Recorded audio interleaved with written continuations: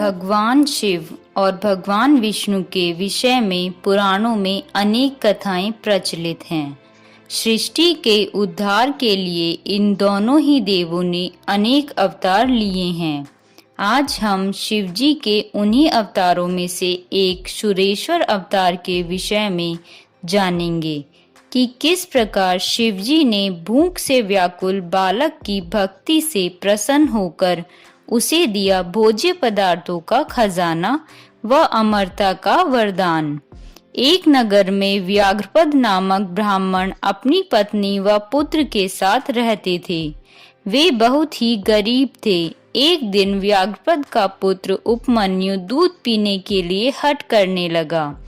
माता के बहुत समझाने पर भी जब बालक ना माना तो माता ने उसे कुछ सफेद दानों को पीसकर उससे कृत्रिम दूध तैयार कर बालक को दे दिया।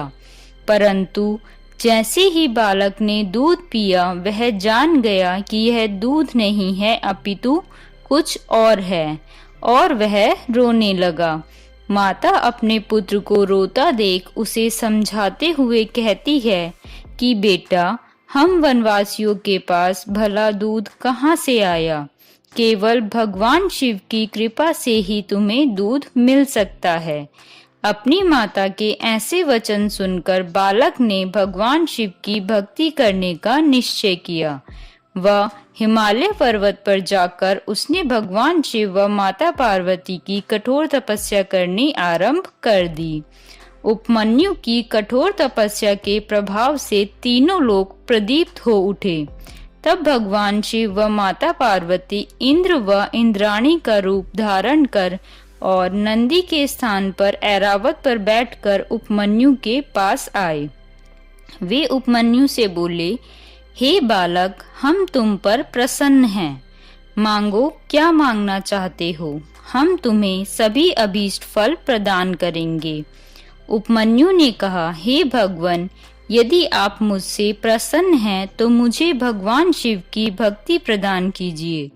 तब देवराज इंद्र ने उपमन्यु से कहा कि बालक, मैं देवताओं का राजा इंद्र हूँ, तुम मेरी आराधना करो, मैं तुम्हें सभी अभीष्ट वस्तुएं प्रदान करूँगा।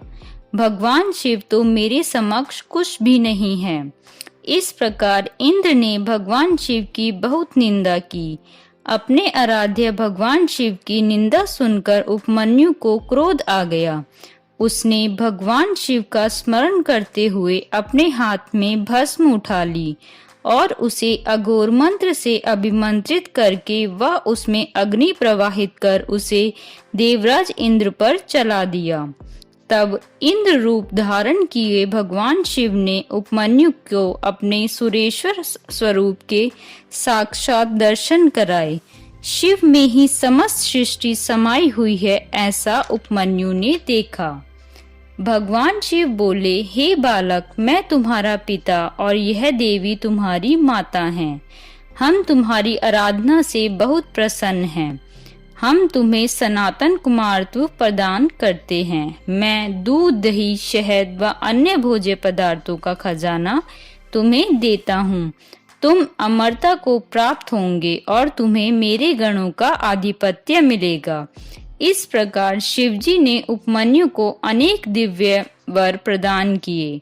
तत्पश्चात भगवान शिव व माता पार्वती वहां से अंतर्ध्यान हो गए।